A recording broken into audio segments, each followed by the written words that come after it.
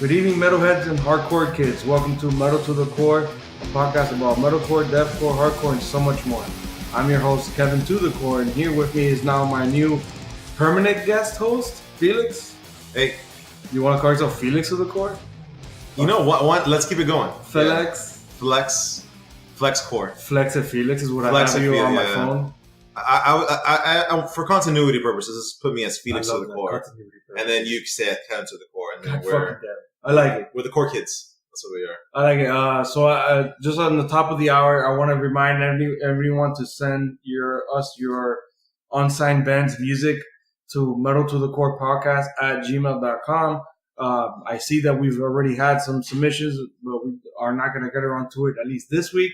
Hopefully next week or so, we are hopefully in discussion of possibly moving to weekly. We're going to see how things turn out for Felix and I. But I really want to wish Eric the best. He had some shit going on, personally, and he just could not have the time for the podcast. And I completely understand that he had to step away from it. So, send him your love. I know he wasn't even on social media. So fine. Keep him in your metal thoughts. But there was some news that you had mentioned off air that, what was it you said, Felix? What? Well, I said a lot of shit. Yeah. And we weren't recording. They were all hot takes. They're hot takes. Fuck. They're Felix hot takes. Well, the first thing I said was a Tool album. Yeah, and I was like, fuck no. Like, that's not happening. Real. It's been years. Right. It's been years. We've been trolled since their last fucking album. And I was their last album, we were in high school. We were in high school. I was working retail. Fuck. Yes, dude. It was a terrible time in my life. And Tool got me through it. So I heard, and they're for sure coming out with an album in June. Well, we are in June. So sometime.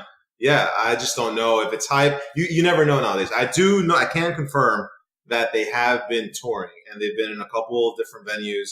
They were just in Florida where we're at. But they've done that before. When I saw them at a tour, yeah, they weren't promoting an album. Right, there was no album to promote. So there is a chance of speculation. I want to aim on the side of no, but a Perfect Circles album that just came out. I forgot the name of it. It was so good. Yeah. So if anything, that hopefully pushes this guy to make more music. Maynard Keenan. Yeah, but I think the problem is everyone else. It's not only him. I think it's the whole band. I think he's the only one in Tool that is still involved in music. Yeah, in one way or the other. But then, I think the bassist does art. Danny Carey, the drummer, does.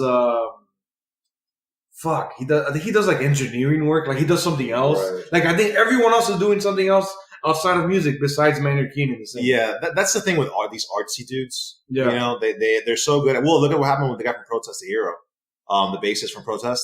He ended up leaving the band, and they had to replace him because he wrote a show for Broadway and was getting so much attention that he had to go. And it was featured in New York.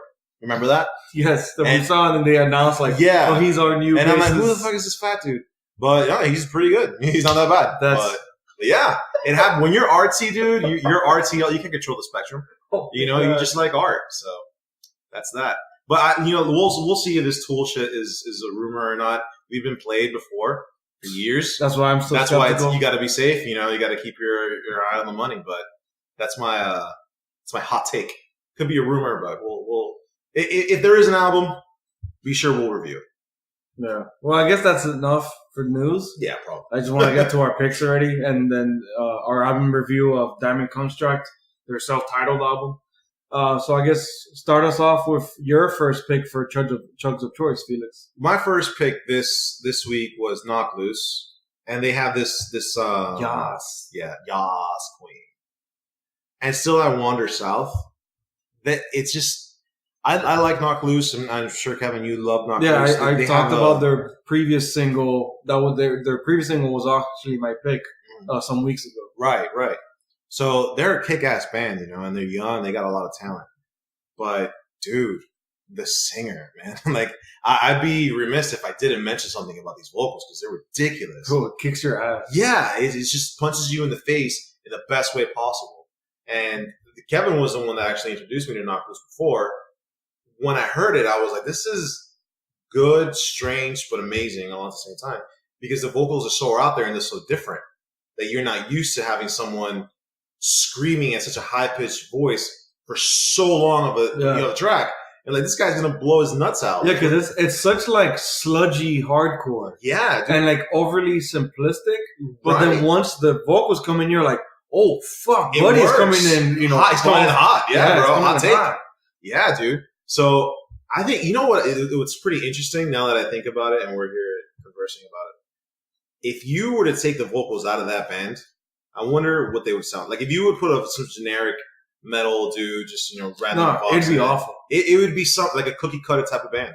You know, not saying the rest of the band sucks. They're great. I think there's amazing drumming on this one song in particular. But what really brings it home and just ties it all together is this dude. Just like, boom, it's boom, Garrett. Boom. I don't know. We'll look it up now. Name of the singer. But it was just really a really good single. And I'm Brian Garris. Brian Garris. So I don't know about you, Kevin, or our fans, but I like to watch music videos when there's a song, like a new song coming out. It helps me, you know, picture things. And it was just a great music video too. So they did the Metallica thing of like they all cut their hair, especially the singer. And the singer was like a little kid. Right. Yeah. And you see it and you're like, oh, okay. Well, this is what we're doing now. Yeah. All right. You know, it's cool. Hey, it's still my. And like wearing flannel there's a lot of flannel going on. Yeah, it's like it looks like a grunge band, but it's like when you hear it, you're like, what the fuck? That is not grunge. That's far from it. But yeah, this is the second single off showcasing their new album. And then something that I brought up before in a previous episode, but I want to get your hot take on it, Felix, is that they're a band that was great and it took the scene by storm, and then they became like the top band from other bands. Like Every Time I Die and Norma Jean were saying like they were, you know, the great upcoming band, you know, on the rise, and be on the lookout for them. But then their album was like 2016, 2017, and then they did nothing after that touring cycle.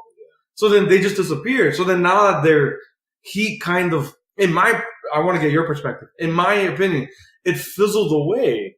Where just like, people were like, okay, yeah, Knocked Loose now is just another band. Right. But if they just stayed relevant with like at least a new EP or something, some kind of other new material, I wholeheartedly believe they would have stayed more relevant and been even more famous now for this new upcoming album. Yeah. I think that's the burden that a lot of bands have, you know. I think the problem is that you don't want to push things too sudden, too quick. How many bands have we, and I don't know off the top of my head, but just thinking about, you know, our time listening to rock music, how many bands have just bursted out the sun, released 1-2 albums, and then done? Oh, because so you see that turnover, and maybe that's what they were afraid of, like shining too quick and burning too bright too soon. It's a real problem. It's a real problem that you see in the industry, where it's not that they're necessarily a bad band or those people that kind of just die off. It's just the creativity can only go a certain way with the same people until, you know, you're just there and producing the same shit. So maybe that's actually a good point, because then now that's a fault of like interviewers, because that question has never been brought up to the band in any interview. And you ask yourself, why not? That's a legit, you know, question. Like, dude, where do you guys see yourself in 2 years? And if there is a problem, you know, I wouldn't say a problem, but if there is something that you guys are aiming towards, what is it? You know, and if it's going to be, we don't want to, you know, be the same as we were the album before, we need to take some time apart, work on that, be the best that we can in that, you know, spectrum, then by all means, fans will understand. There's a lot more other shit to listen to. We don't have to listen to new material coming from this band every year. I get it, you know, but at the same time, it's just be active. And I, you know what bothers me sometimes now that we're on this subject, Good Tiger. Kevin and I have had this debate. I've been waiting since I asked you to join me on the podcast. When are you going to bring that band? That pisses me off so much. So for some background, I love Good Tiger. I love Elliot Coleman. For context, they're like alternative funk rock, melodic alternative band. I guess they're one of those bands that's hard to pinpoint. I think 3/4 of the band came from a band called The Safety Fire from England. Right, they were like a techie alternative band. Yeah. So they had a little bit of an alternative band. But I'll tell you that story to tell you this story. this band produced one album, 2017, that was amazing for me. Yeah. I loved it. Couldn't wait for the next thing. And we saw them live in that year. Right. And I loved it. However, they haven't produced anything since. I'm left here with wanting more. And it's so frustrating as a listener. Right, because after their sophomore album, because they had an album before that. Right, they had all her own teeth, I think. And then they just popped off. And I understand they're going through some issues with the band, but you want to stay engaged with your audience. And even though they piss me off a lot in doing that, because they tease me, because they tease you, and it's not even new shit. Yeah, dude. it's not. It's a remix of their old stuff. So that bothers me so much. The worst part, like, it's bad. Yes. It's like, leave it alone, dude. You made a masterpiece. Don't put a mustache on the fucking Mona Lisa. Like, you're fine, But what they did... She looks fine with all eyes. Right, bro. It's just fucking...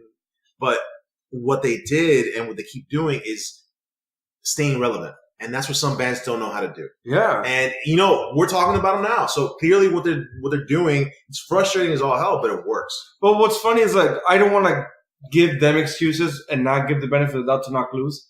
But at least Good Tiger is in that scene or in that corner of the scene that is like kind of technical music. It's very niche music because it's very melodic and alternative. And all the members are not even in the same state, nonetheless the same country. Right. So they have more obstacles to overcome to even get to sit together, compose new music, and come out with new music. Yeah. Knock Loose is from the States, a hardcore band. It's not, I don't want to give shit to a whole scene. Hardcore is not hard to come up with. Right. No, I agree. When the best thing in your band is just the brutal vocals of your singer, then the band it's not that hard. It's not. And again, if you came to the scene by storm and you are on every festival, touring crazy cycles, all these bands are vouching for you as the next big shit, and you do nothing after that album, that's where it's at the fault of Knock Loose or whoever's the representatives. It's like, you have failed them. Mm-hmm. Because it's been 2 or 3 years, and you haven't done anything else. Right. That's insanity to me. Yeah. That's what I'm saying. Like, I don't mean to come off as giving Good Tiger excuses and not give. But there's more obstacles. There's more. Good Tiger has way more obstacles than Knock Loose. Well, and you brought up a good point, and I don't want to derail this too much, but when you mentioned, what really sticks out in Knock Loose and a lot of these hardcore bands is the vocalist. I couldn't agree more. But to that point, another was Insinuary. Right. Insinuary, to me, reminds me, like, I don't want to say watered down, but like a baby Knock Loose. Yeah. Where their approach to the hardcore is less grimy, and like sludgy, where Insinuary approaches it to like almost like punkier. So it is a more and it does hardcore come from punk. Right. And that singer approaches it similar to Brian Garris from Knock Loose. He approaches that vocals the same way. So it's two different bands, in the same corner of hardcore, but both, the most special thing is their vocals. Yeah. But look at Hatebreed. Yeah. Jamie, you see what I'm saying? Yeah, Jamie, that's true. It's the same shit. They would have never gone anywhere without Jamie Johnson. Yeah. So if you really knock down that formula, and I hate to say it, and simplifies it in a way that isn't just, it's just too generic, but if the formula works, you do it. Mm. There's a guitar solo in all these classic metal bands because it works. Bro, but when Hatebreed hit it big after Perseverance, we got an album every other year. Yes, and that's what I'm saying. If you're on that edge, produce. Do it. And then if it doesn't work, it doesn't work. But you tried, going. Right. And they had the talent, bro. They had the ability to do it because this song is pretty good. It's pretty fucking good. It's not just, which one was whatever, this again? But this was And I Still Wander South or something? Yeah, exactly. So this wasn't a bad song, man. I go back and forth if I like this one or the first single. And I really don't know. I like this one. I kind of like this one more because the other one was Mistakes Like Fractures. Yeah. And it's good. But I think that one because it reminds me of their earlier material. Yeah, and I'm more of a fan of the earlier material than their new stuff. But that's just me. I like that type of stuff. I like that very in your face type of we hardcore. both do. We like that style of hardcore. So and I get it. It stems from punk. I grew up listening to punk, and it's a very like fuck the system, fuck like just in your face constantly. So. But anyway, that's my Chug of Choice. I like it a lot. Definitely recommend it. It's a quick song. I think it's like 3 minutes at most. So, yeah. Like most hardcore. It's just quick in, quick out, in and out job. So so then that brings me to my Chugs of Choice. I have to give it to what was I gonna choose? Oh my god, AngelMaker. Yeah. I didn't want to go for a single this time. I wanted to cheat a little bit. AngelMaker self-titled. This is a band that I've been a semi-fan of. It's just how we're now just talking about Knock Loose, how like being kind of a typical hardcore band, but stick out because of the singer. Mm-hmm. To me, AngelMaker is almost a reverse where, they're a typical deathcore band, and the singer is a very typical deathcore singer with the gutturals and the high pitches. He does the high pitches a lot, which is what I like and makes AngelMaker stick out the most. But what really makes the band is, I have to say, is the guitars. Yeah. The guitars, AngelMaker is doing in this one album after their last album what took, I want to say, 4 or 5 albums for Black Dahlia Murder. Because when Black Dahlia Murder came out, they were deathcore. There's something interesting. Oh, fuck, finally there's something interesting with, what was the one before Ritual? Oh my god. I'm going to kick my own ass for remembering. But from Ritual on, Black Dahlia Murder is not a deathcore band. They became like a blackened, almost melodic death metal. Yeah. And it was great. It was great, though. It was great, but because the guitarist, Brian Knight, had joined the band. But that was always the direction that the band always wanted to take. Yeah.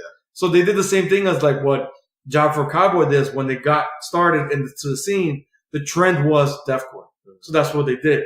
So AngelMaker, now back to my pick, AngelMaker, their self-titled album is my Chugs of Choice for the same reason that in just this second album or third, I can't remember if they had previous material to the last album that I'm aware of. They already made that jump where it's this almost proggy, blackened, at very minuscule moments, melodic death metal, but clearly it's still deathcore. Yeah. That's what the band is, and they identify as such. But they experiment with like, there's acoustic guitars in this. And I swear to God, there's even moments where it's almost like a Spanish guitar. Yeah, well, it's one of their songs is called Dolor. Yeah. So imagine. Yeah. No, this is a great album. Dude. It's so okay. So my gripe with it is because it's deathcore could be very redundant. Yeah. So despite their cool, experimentations on the album, I think the album is too fucking long. Well, dude, one of the songs is 18 minutes, the other is 26. Yeah. Imagine, I only have that much of an attention span. And even then, there's 20 tracks. Yeah, there's what? 12? Yeah, 12 or 13. So, dude, it's 2019. No one does 12 or 13 tracks anymore. Keep it, if I were to give this band any, constructive criticism, is keep it less than 9 tracks. Yeah, why not? Give me 8 or 9 tracks of just pure bangers, and that would have made this album even better. But keep the experimentations. I really like the vocals because, again, I'm a big fan of highs, especially in deathcore. I like the gutturals, but the gutturals kind of sound, again, that's what sucks about deathcore is a lot of the band's shortcomings is a shortcoming to the genre, not because of the band. Right. So, like, the gutturals sound redundant. They sound like piggish. Like the pig squeals and shit like that. So it's funny how, like, again, like we were talking about Knock Loose and the singers being the best thing. To me, AngelMaker, their worst thing is the singer. Even though I'm a big fan of the highs. But I really like the band, man. No, I love it. The band is so good. I got 2 things. So one, I love the bounce to it. And I don't know if you heard it in some tracks. Yeah. There's a natural bounce, just like, yeah, you have to headbang. This is great. I listened to it at the gym, and I think I destroyed my back. You have to. Yeah. You have to. I'll destroy my neck. I'm listening to for everyone listening at home. I'm listening to it on my one of my AirPods, just to kind of get a sense for it again. You had to shamelessly plug that. What can I say? I got it like that. Well, then I'm sipping on LaCroix. but no, it has some bounce to it, and I'm reading the comments now on the YouTube video. And one dude said, "I angrily dunk my Oreos in my milk listening to this." And I can see it, man. I can see it. Just fucking crunch, dip. I love that. I don't know why, but it started with deathcore, where YouTube comments are this cesspool of just memes of just like the most. It's just the biggest absurdities. Yeah. Oh, here's one. My mom screamed at me because I screamed when I saw the notification of Angel, this band. Then we screamed at each other while AngelMaker was screaming at us. So that goes to show you, people were excited. That was 2 days ago. Shout out Shara Jane Baker. Good comment. Jesus Christ. It was a good comment. Yeah, it was just dope. But yeah, man. And then other people were saying, it's good when everyone's favorite song is different. And that's a good point. It's true. My favorite, I don't know if you have the track listing there. Oh, hold on. Again, I know I'm the worst with track titles. You got Bloodthirstier. That's a dope ass name. I really like.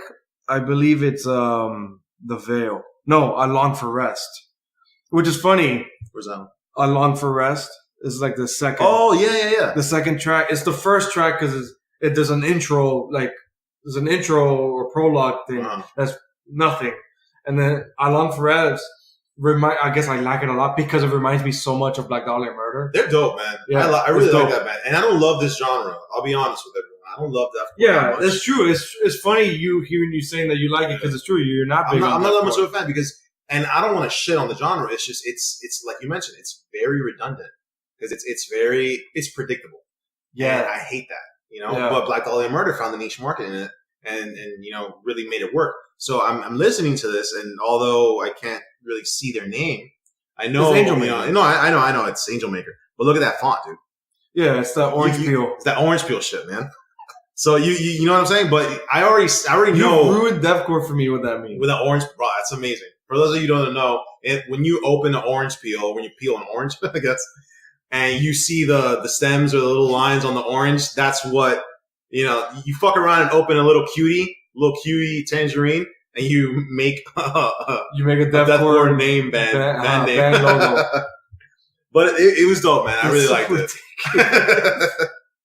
I really like that. I enjoyed the. All right, man. Just give me your next fucking pick. Jesus Christ. What is your melody at the moment, Felix? We're doing melody first?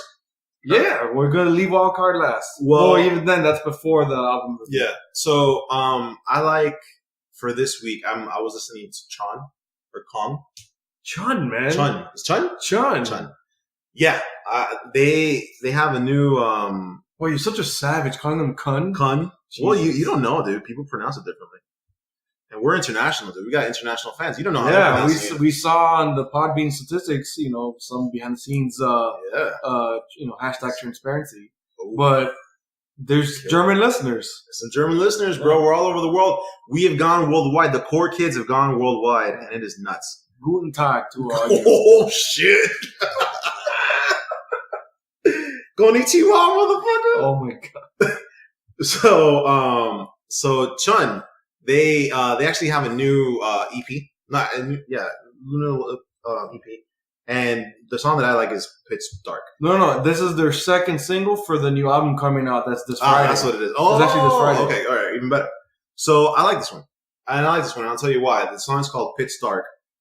And the reason why I like it is because it's very good. And you wouldn't expect this from a pick for a melody at the moment. But the drumming is so good. And of course, Chon, you have to be, for those of you who don't know the band, it's just a completely instrumental. A couple of dudes being very, very technical with their guitar work. It's an instrumental jam band. Yeah, it's just jam and very chill. That's how I describe it to anyone because it sounds like California surfer music. And remove the vocals. Remove the vocals and make more doodling on the guitar. A lot of doodling. But the drummer has to keep up with this, and he's doing an amazing job in this. Dude. Seeing them live, so. I have more respect for the drummer. Yeah. Seeing them live, because that dude has to keep up with. You saw him live in Denver.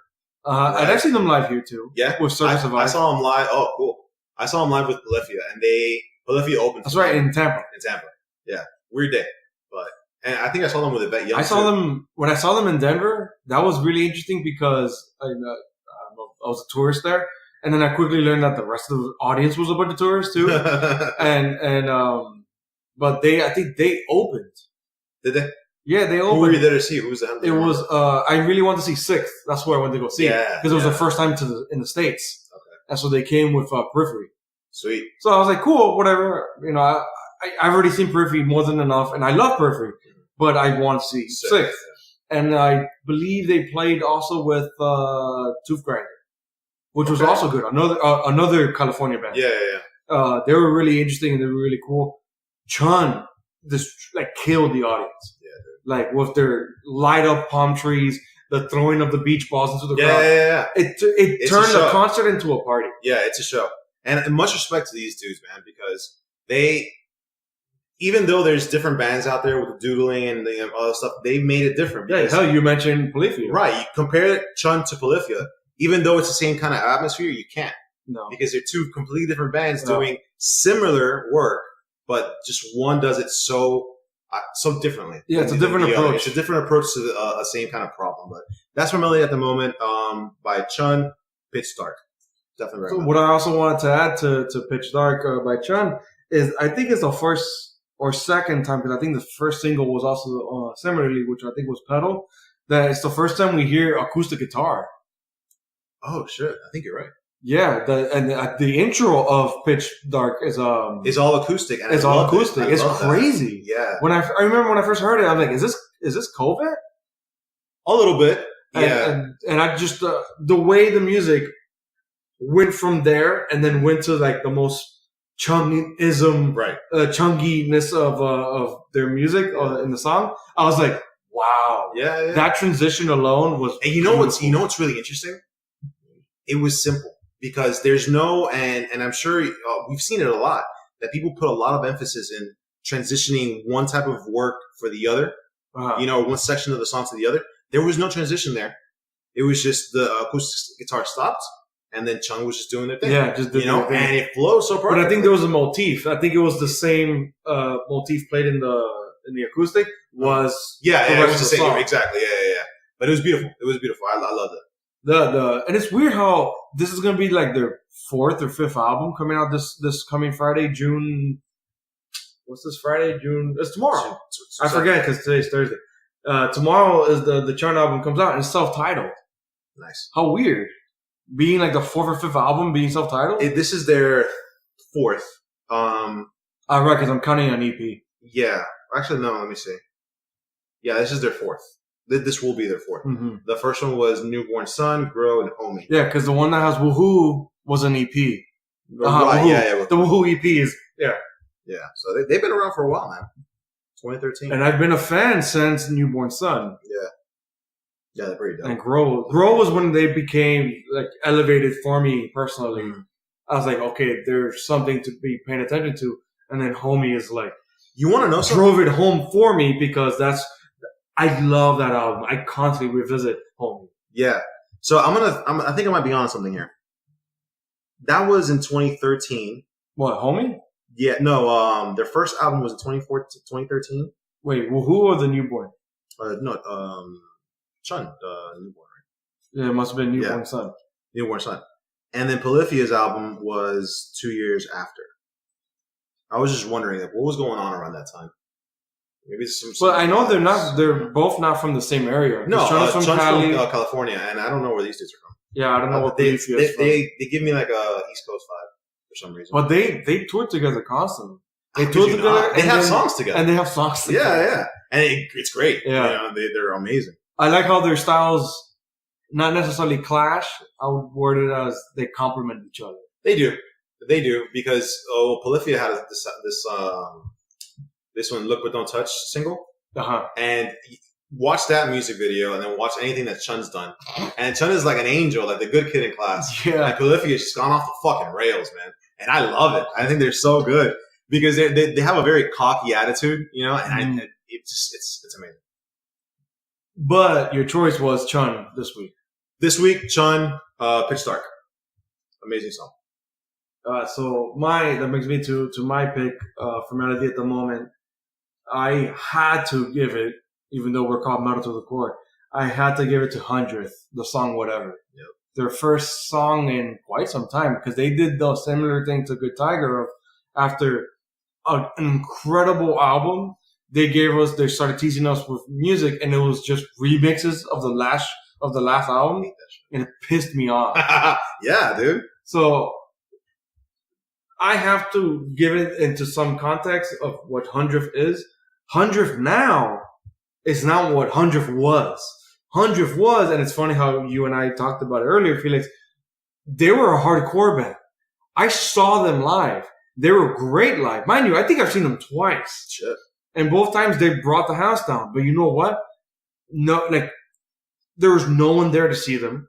No one bought their merch. No one bought their album. No one listened to them on Spotify. So they were essentially a failing hardcore band. Yeah. What they do? They decided, you know what? We're kind of, overstaying our welcome with the scene. We're not going anywhere. Let's do something that we all want to do.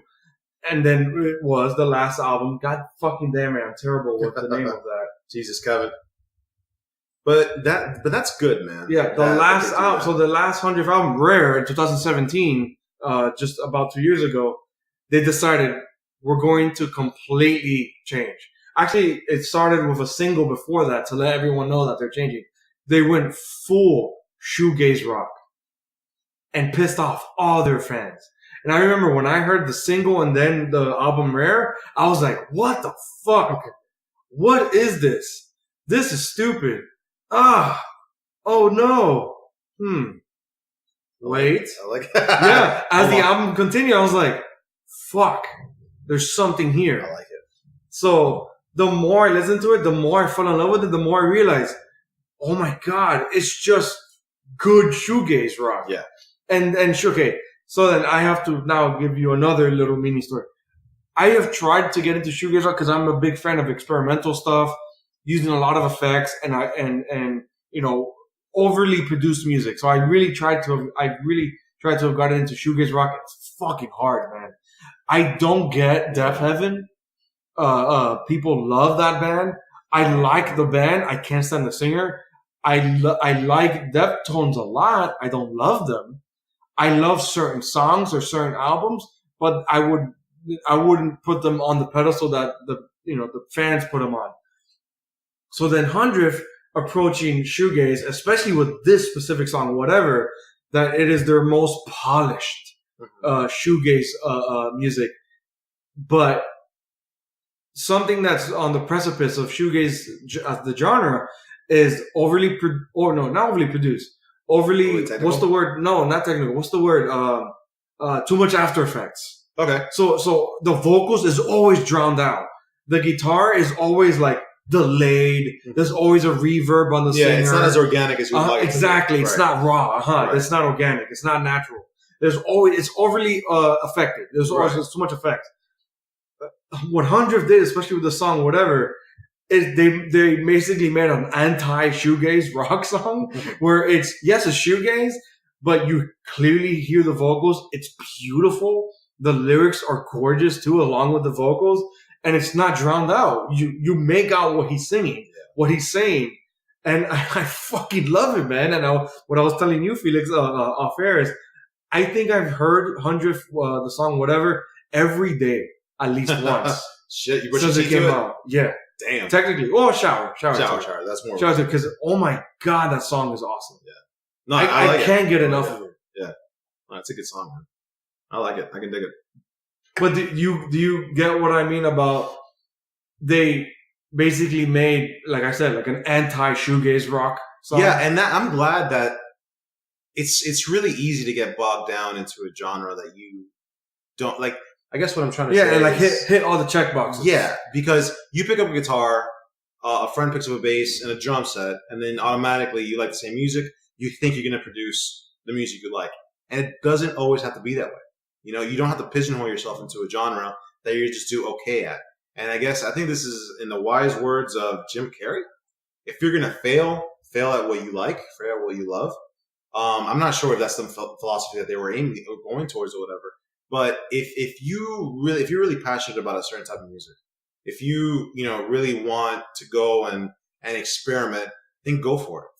There shouldn't be this genre constraint. And to their credit, that takes balls to do with it because it probably pissed off a lot of people. fuck it. It pissed me off.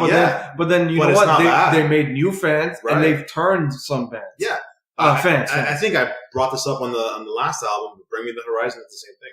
Yeah, it's true. Emma Rosa did the same thing. Yeah. So look at those two bands, and then you realize two bands we weren't fans of. Yeah. And now it's like changed. Shit, this isn't bad at all. Yeah. You know. So they win people over at what cost? You know, at the cost of some people leaving behind. But guess what? No problem with the people left behind because they're going to find the next person to cling on to, and they're going to be in the scene, and that's on them. When they fan out, because it happens to the best of us, and when they their palate matures a little bit more. It happens to trends. Yeah, dude. It just kind of gets swept under the rug, and then you move on to something else. But, to their credit, they did a great job, and I love the song. I love the song. And it's funny because they kind of came, because it's kind of like a story within themselves, the band 100. They've become I wouldn't say even studio band, but I guess that's the only phrase I could come up with for now. They're just a studio band. Like, they don't like, the singer's like, I don't like touring, so we're not going to tour. So they don't tour. And then when they do tour, it's like the neighboring states and some cities within state. But like, as a business-wise band, all they do is just merch. They just release a single, merch for that single. Yeah. Release this, the last album, Rare, they just did merch like for fucking 2 years of just Rare merch, based off of that album. Well, and that's all they do. Since they know no one's going to want to go see them now with this new style. And hell, now, I think that they've kind of garnered their niche following, especially like me. I now want to see them live, but I'm never going to see them live because they're just done with touring. Right. Touring's tough, man. Touring's tough. It sucks. And I think, my first glimpse into touring was when, I was in a band when I was in college, and we went to Tallahassee, and we played 2 shows on the way there and 2 on the way back. And it was just 4 dudes in a van, in a U-Haul van. Yeah. I was just fucking sweating it out. It was horrible. And then whenever we used to go to the Warped Tour, Kevin and I would go all the time when we were kids. We would see the band, like we would see these people that we would look up to. And then it's Warped Tour is it's during the summer. It's hot. Everyone's tired, and it runs for so long. And it's so many dates, and they're so close to each other. Yeah, so it's like a nonstop. You get in the bus, you go. You get in the bus, you go. You see the people that you love and admire just gone to shit, dude. Smelly, just like fucking like I want to go home. I don't want to keep doing this anymore. So you see the burden of touring in their eyes, and it made me come to a really come to Jesus moment. That's tough. You can't just swipe that on the rug and say, just come to my. Everyone says it. Come to Seattle. Come to fucking Fort Lauderdale. Come here. But it does take a toll on people. So I can appreciate that. All right. So your next pick. What, Felix? Tell me what was wild card, son. Your wild card. Wild card, son. It just makes me think of Charlie from It's Always Sunny. Wild card, baby. Wild card, and he just jumps out. I cut the bricks. Yeah. Wild card, bitches. So my wild card today, and I hate to sound redundant, but I mentioned this band last week, and I think they were my chug of choice. Upon a Burning Body, their new song, All Pride, No Pain. And there's a couple of reasons why, and I don't want to sound too predictable to everyone listening, but there's a couple of reasons why this was my wild card. And it's because I didn't think I was going to like it as much as I liked it. I like it more than I like the King of Diamonds album. The King of Diamonds song that just came out recently. And it's funny because I'm reversed. Yeah. And at the end, but I had a feeling I don't have a strong opinion for either one. Right. I had a feeling you would be, but the reason why, and this might just be me, the reason why I like All Pride, No Pain, is because of the way it was mixed. The bass is very, very tough, and I like that. It almost reminded me of a weird Of Mice and Men in the earlier times. The way that it was like the bass was so like overcoming of everything, overbearing. And it really blended well into the song because, and I hate to say this, it's very similar to both songs are very similar. Mm-hmm. It's almost the same shit, but they have their subtle differences that break them apart.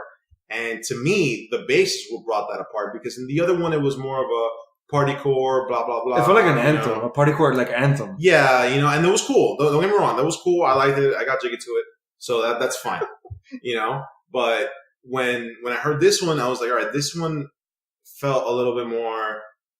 not technical at all. It's just more well mixed, more well thought out. Yeah, it felt tighter. Yeah, exactly. I'll give it Just that. a little tighter. It wasn't for me, but I give it that. Like the production was really good. Exactly. And it does feel. I can.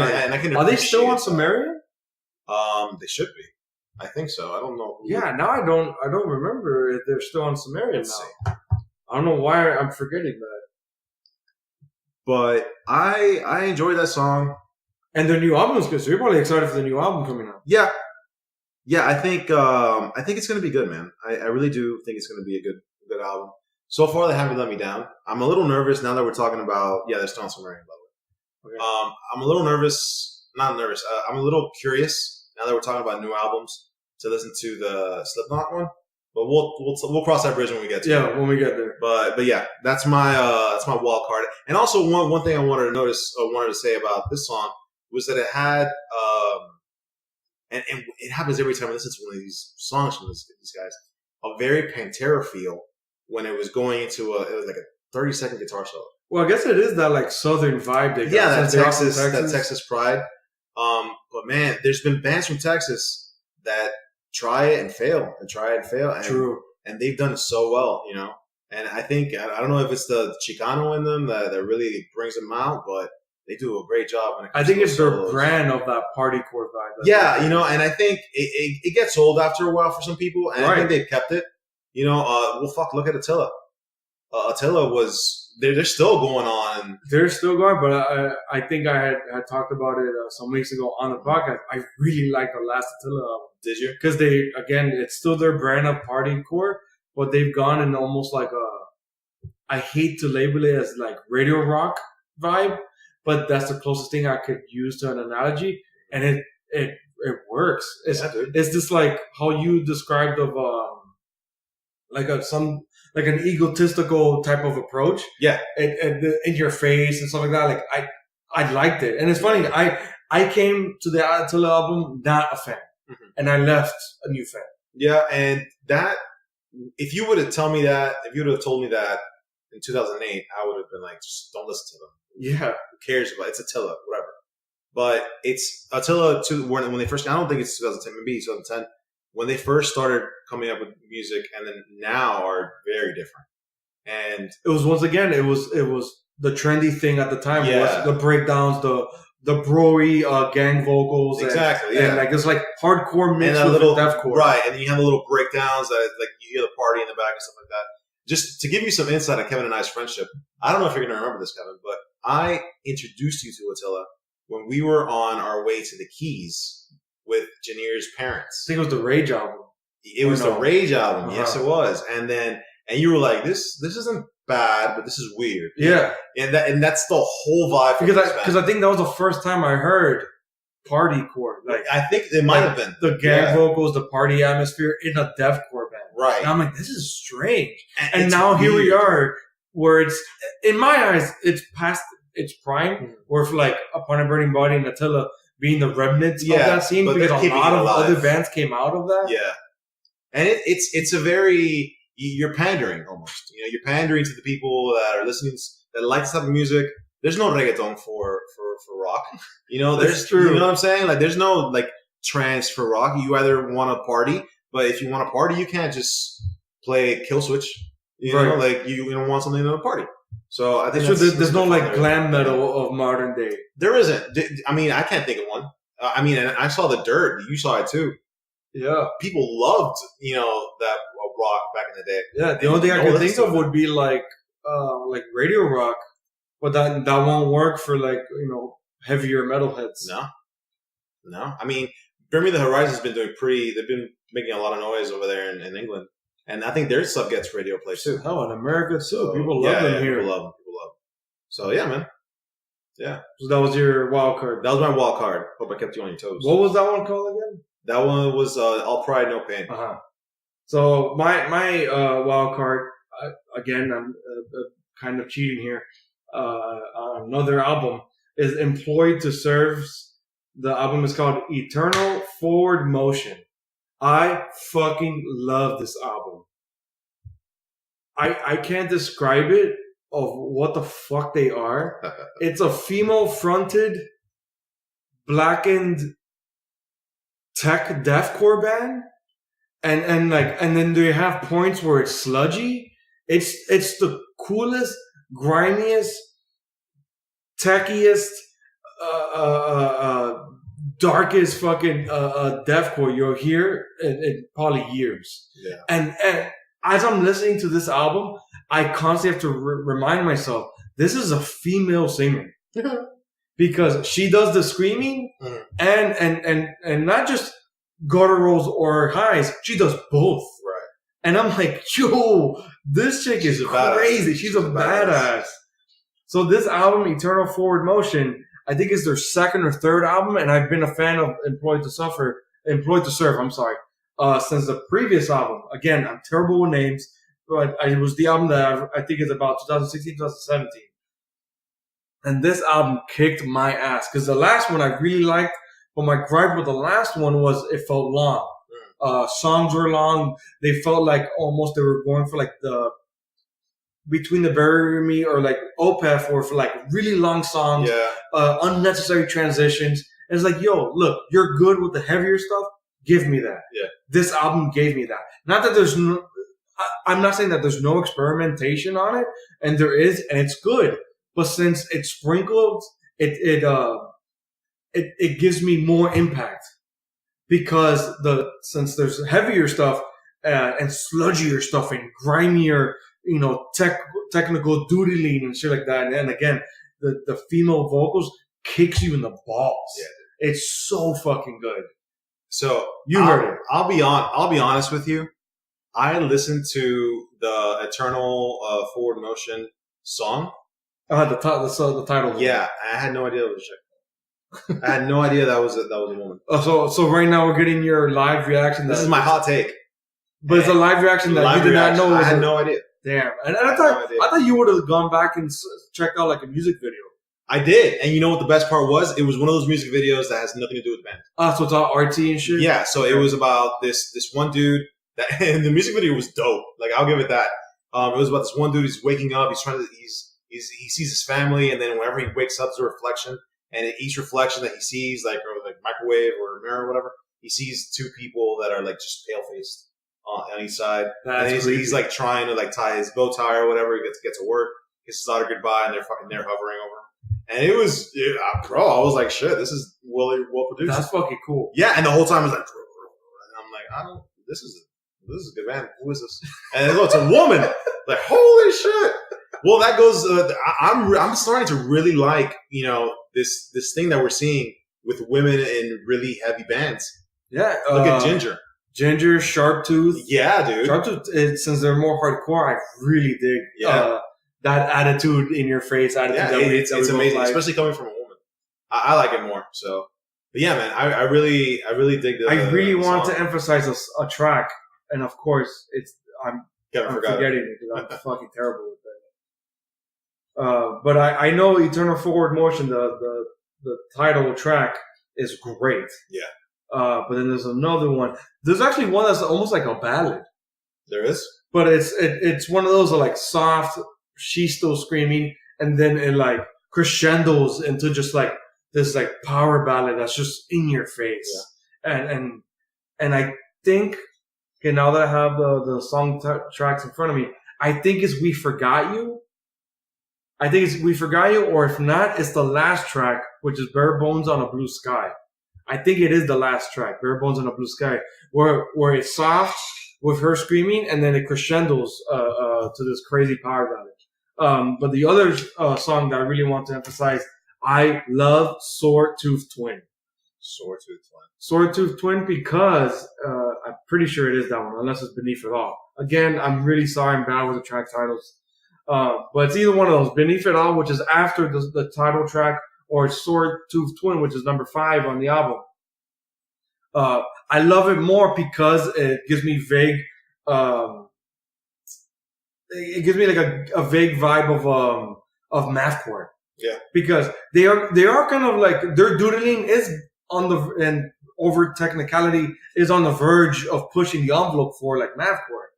But they do stay grounded with breakdowns and blast beats. So it's the typical blackened deathcore with, technical metal. So they don't really verge much on the mathcore, but when they do, it's fucking awesome. Yeah. And it reminds me a lot of the band. Reminds me a lot of a darker version and a less avant-garde version of I Wrestled a Bear Once. Oh shit! Remember that? What? Yeah, dude, I remember that. Of another one that's female fronted, kicks ass, doodling, black and death metal mixed with this crazy avant-garde mathcore. Yeah. So if you remove the avant-garde, keep the mathcore as like a secondary thought, that is employed to serve.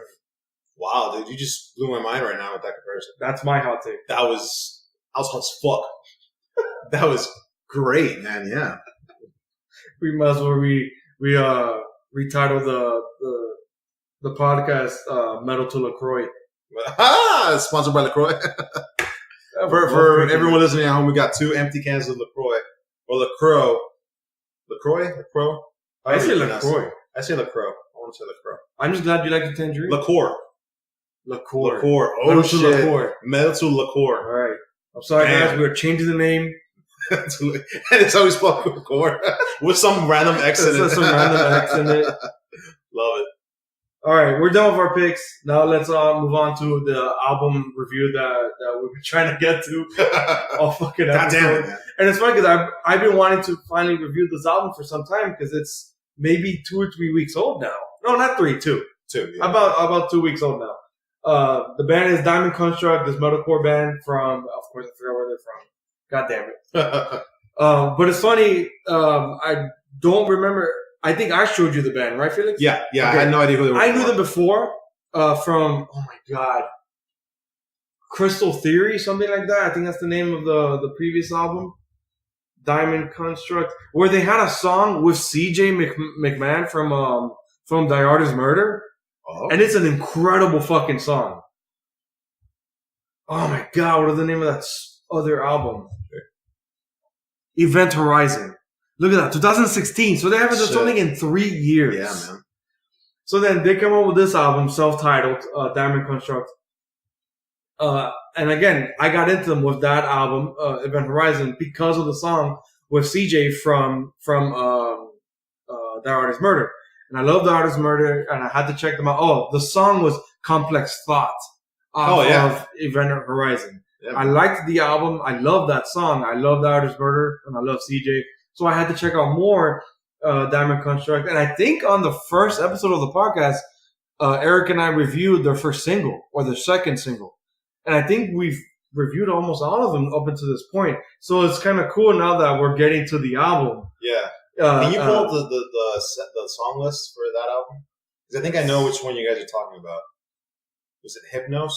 Bro, why am I so bad? Well, I'll tell you why you're looking for that. But they're a cool metalcore band. Yeah. And almost in the same vein as Knock Loose, where the most important thing or the thing that sticks out, makes them stick out the most is the vocals. Yeah. Because how versatile, I've not heard such a versatile voice in metalcore since, like, I want to say Sam Carter from Architects, mm-hmm. Jake from August Burns Red, maybe Thomas Rogers from a BT band from Between the Buried and Me. Who else? I don't know. There's no one new that I could put up there in the upper echelon of metalcore, mm-hmm. of this like new guard. Right. Maybe like Ryu from the singer from the Japanese metalcore band Crystal Lake. Yeah. That's another one. The singer. Yeah. The band would be nowhere without that singer. Yeah. Yeah. But I agree. Diamond Construct, I really like. Besides the singer, I love how versatile this album is. Yeah, dude. Yeah. How dynamic it is. And so before I get into a couple of things that go ahead. Just one thing that because I was going to bring up the tracks. There's a couple. My favorite song. I don't know what your song is, Kevin, but my favorite one is Night Terrors. And I'm looking through their Spotify. That's I believe the first single. Yeah. So I'm looking through their Spotify now, their most played songs, and that one is the most played. I think it was the first. Yeah, I think that was the first one. The first single for this album. For this album, right. So, but my only thing with this, they're Australia. They're from Australia? So it makes sense why The Artist Murder did a song with them. Shout out to the boys down under. So the only thing, my only grief with it is metalcore in Australia is the it's best. popping, dude. It's popping. It's almost as good as in Japan, almost. But there's this talking part in every song. This like spoken word part. Yeah, that I get it in one song. And I listened to the whole album, no shuffles, just all the way through. So I kind of know, and this was right before I got here, so it's still in my brain. Like with the intro, all right, going for it one more time, going for it again. After their fourth fucking track, just get to the point. Don't speak another spoken word, because it's starting to get so annoying. It's overwhelming for me as a listener, because I know that you're building up, and most of the times when you're doing spoken word, just like not even screaming, just spoken word vocals, you're building up. You're building up to a breakdown. It's probably saying the same thing, just in a breakdown manner, heavy as fuck, and everything about this band was heavy or slow and sludgy, right? But which is funny because they have. I'll get to my favorite songs. But they have parts that, obviously, those are going to be my favorite songs. They have parts that are really mathcore, where it gets to really genty breakdowns and crazy chord progression. That's what, to me, that's what made the band more special than to just the singer sticking out. Yeah, and I agree with you. I think when we compare this to some of the songs and bands that we just talked about in this podcast, this episode of the podcast, I don't think this is one person that stands out that makes the band. I think this band comes together as a whole and really produces quality work. No, you're right. But that was my only issue with the song, with the album. Apart from that, the guitar work was fucking fantastic. Yeah. And they have this one theme going on where they do something very meticulous with the guitars that almost reminds me of BT Bam. Okay. A little bit. That it's just that little like to every guitar part. Yeah. I'm sorry if that sounds weird. Yeah. But that's where they would go up. I have no fucking idea how they do that. There has to be a bunch of combinations of pedals and stuff. Yeah. But it worked very well. It was like really, really, really, really cool. Sorry, not BT Band, Born of Osiris. So that's what it reminded me of. So like Lee McKinnon. Yeah. The way he would do his solos. Exactly. But the best part is that what they did was not for a solo. It was just for little parts within a bridge. Yeah, it's like really interesting chord progressions. Yeah, and then they do it to make the song. It's almost like they wrote that first, and then they write out the rest of the song around and it works. And it's really cool. The singer, amazing. The drum work is fantastic. But to me, the thing that caught my attention, and I'm a bassist by trade, but when I really break down everything, the breakdowns, by the way, now I'm talking about breakdowns, were great. Yeah. It was a very, I almost wanted to come up with a scale of how amazing a song is, but how hard you want to punch someone in the face. Mm-hmm. And this was at the all-time high. To me, what makes a breakdown, besides like a cool verse or like a cool phrase, is the chord progression, is the music. That kind of build, you almost get chills when it's just right, you get that. That's why I have to interrupt you to say, I think my favorite songs are all the mathcore ones. Yeah. All the ones that have the heaviest breakdowns. Which ones? So for me personally, I would say it's maybe 3. And it's funny because my 3 favorites are none of the singles. I love Wildfire. Wildfire is the most chaotic song of that album. Yeah. Besides that, I love Hypno because it's one of the most dynamic. Yeah. And then I love Animus because it just goes balls to the wall. And I'm seeing it now. It's the first track.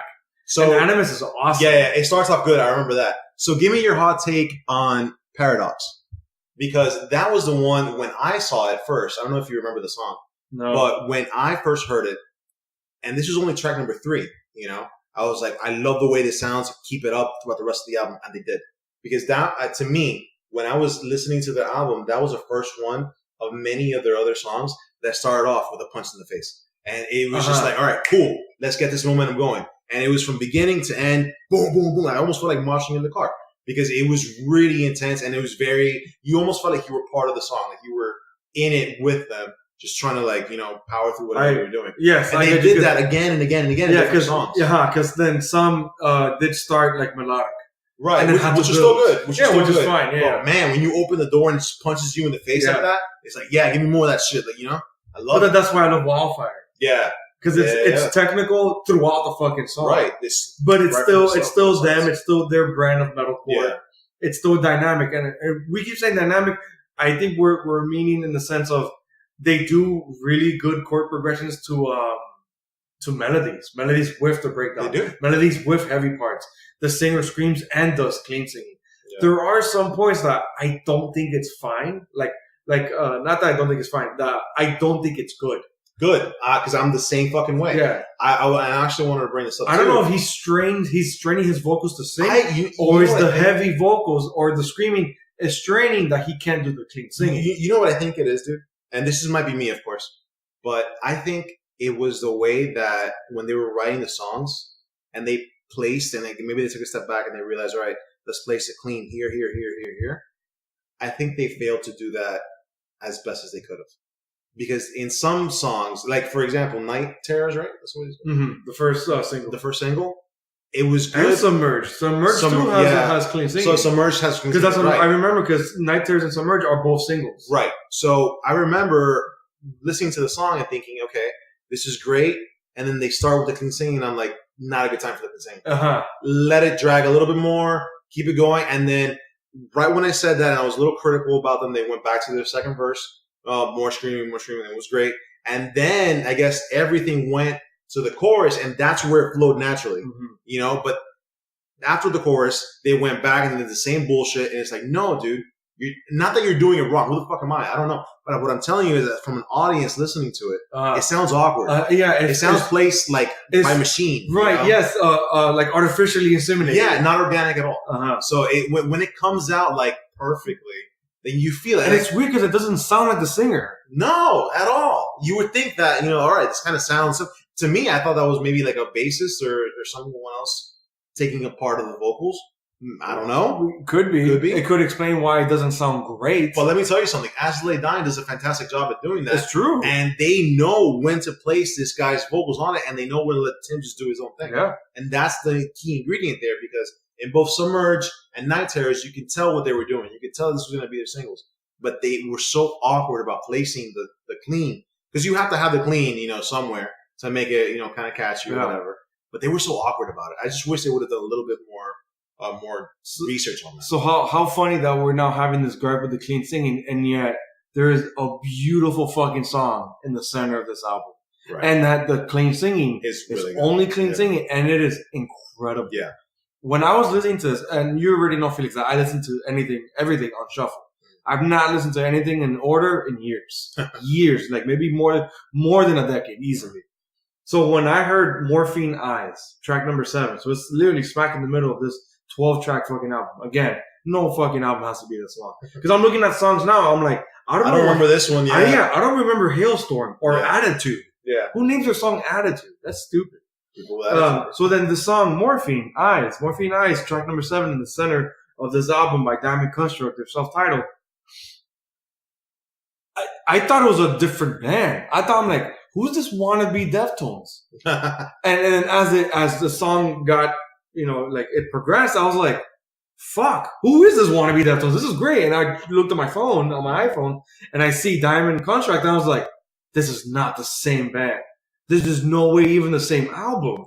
And it's exactly what we were just saying, how there's awkwardly placed clean singing. It doesn't sound good. It sounds like it's not even the same singer.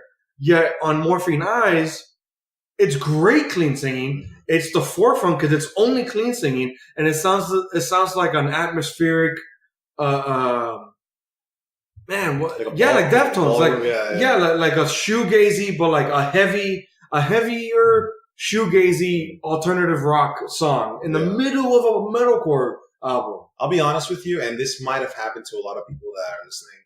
They've already heard this album. I skipped it. Really? The first time or all the time? No, all the time. Really? So this is the first time I'm hearing about it.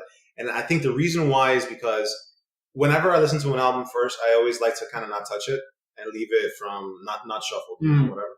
But I was driving with it the first time I heard it, and I was just not in the mood for it. Okay. The song or the album? No, the song. Okay. So, and I was like, all right, Felix, just keep on going about your day. I listened to it again for the second time. I'm not in the mood for it. And why, you might ask yourself, are you not in the mood for it? Oh, I don't know, because I just heard 5 other songs that start with fuck, bop, bop, bop, you know, and like all in your face. The last thing I want is a melodic, even though it's good and it's great, it's just, I'm not ready for it, dude. Like, I don't want it now. So just like the clean singing in the other songs, it's awkwardly placed. Kind of. Look, if you would have started with the song from what you told me, and I heard like maybe a minute of the song, so I kind of know a little bit about it. If maybe you started a little earlier, or maybe even a lot of bands like to close out with songs like that. Leave it last. Leave it last. But to me, I found myself constantly skipping it, and even to the point that you're saying, "Oh, you said the name of the song." I'm like, "What song are you talking about?" No, I skipped it because to me it just doesn't. If you're gonna jingle with this, you jingle from the start to the end, and then it just didn't match with me. If it was like a 3 or 4 course meal, it'd be like as if having I don't know, like wings as an appetizer, and then you get ice cream, and then you get your steak. Yeah, and then you get steak after. It's like, yo, like something is off here, my friend, and it's not the cheese. It might be if you're it could be the cheese if you're lactose. Yeah, but yeah, man, that's my take. I love this song, but it does not belong in that album. Yeah, it's cool that it's cool that they're experimenting, and we are coming from, we are both fans of Contortionist, Protest the Hero, Between the Buried and Me, where they use the aspects of the song Morphine Eyes in their heavy songs and elongate the song. So it's like, you know what? We're open to that. Why not do that? I'd rather that. I would say that that's better than having a 12 track album. Because Contortionist does a great job at this. And they trimmed it down with the last album because they weren't as drastic. Well, they don't even go heavy anymore. Right, exactly, which is fine. That's the thing. But man, like if you find, so there's gold there if you know where to look, and if you incorporate for example, Hypno, and you give it just a little bit of a cleaner, maybe not necessarily the chorus, but an intro to the chorus, or maybe a nice little outro or whatever, you find yourself really messing with everything. Yeah. And bring your talents, the things that you're good at, into one maybe 6-minute song. Yeah, because it's already a really dynamic metalcore album. Exactly, and it's not supposed to be. Right? Metalcore is not supposed to be dynamic and very technical, and it's supposed to be really in your face. So if you are going to do that, then really go for it. Like make it as technical as you want to, while remaining and keeping the core elements, no pun intended, of what made you a metalcore band, So that's just my take on it. Man, you left me surprised with that. You skipped the whole track. Yeah, dude. And I rarely do that because I like to give it a chance. And usually I don't touch my phone while I'm listening to music. I'm just vibing out. And I was like, no, I'm not in the mood for this. And even if you're at the gym, you're not gonna listen to that. No, at the gym I skip. You skip. I skip. I actively start with Wildfire. Right. Because it's a natural the choice. The most technical one. So I'm like, I want to start there. Yeah, man. But that's. I liked it though. I thought it was I thought I had a lot of really good songs. So at least the verdict, as a podcast, is we like the album. I would recommend it. I think there's a lot of good. There's a lot of good motions for it. I can see a lot of times going to the gym with it. Just driving on your way to work. It's a very in your face album, but that's a good thing. Yeah, at least especially in this genre. You don't want to put something on and just have yawn to it. With interesting transitions in other songs. Right, exactly. So it'll definitely keep your earbuds entertained. It's going to be fun. Agreed. So that's good. I'm liking that you and I have been reviewing albums that I like. So far. Yeah, so far. True. We'll see about next week or the following, whatever. Whatever we decide of whether bi-weekly or weekly, we'll figure it out. But it is good news that we got Chon tomorrow. That is true. So maybe, you never know. But my fiance loves Chon. So that's going to be another, that's a sweet. And my fiance tolerates them. Actually, my girl, she's a fangirl for Polyphia, dude. I find that the funniest fucking thing. It's so awkward because I introduced her to the fucking band, and now she tells me when there's new songs out and developments of the band. And I'm like, fine, okay, cool. Well, can we go see them? Okay, can we please go see them? That's hysterical. Yeah, I've seen them 3 times already. But yeah, man. Well, all right, so we're gonna call it a good end there. Felix, if you want anyone to follow you or anything. Nah, I'm on social media, but if I create an Instagram, I'll let everyone know. Okay. Or I don't know what kids do these days. That's true. Snapchat, YouTube, Grindr. So just find the podcast, Metal to the Core, at iTunes, Spotify, Stitcher, Google. I might be missing another one, but I don't remember. Give us a rating and review, please. Again, if you have unsigned band music, send it to us at metaltothecorepodcast@gmail.com. Please specify that we are allowed to play the music, talk about it, shout you out, and what songs if specifically or not. And the files, because it'll be a bigger pain if I have to go somewhere else to download it. I would prefer the file so that way, we have it on hand and we could play it on the podcast and we'll talk about it. So again, we'll be starting that next week.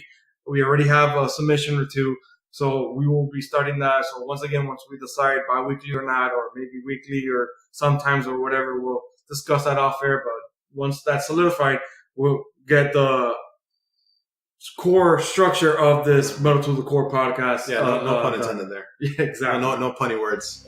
But consent is sexy, so let us know that you want us to play your music. So we'll be more than happy to do so. I'm really curious. I love what's out there. That's the episode, man. Consent is sexy, friends. Later, guys. Stay tuned. All right, thank you.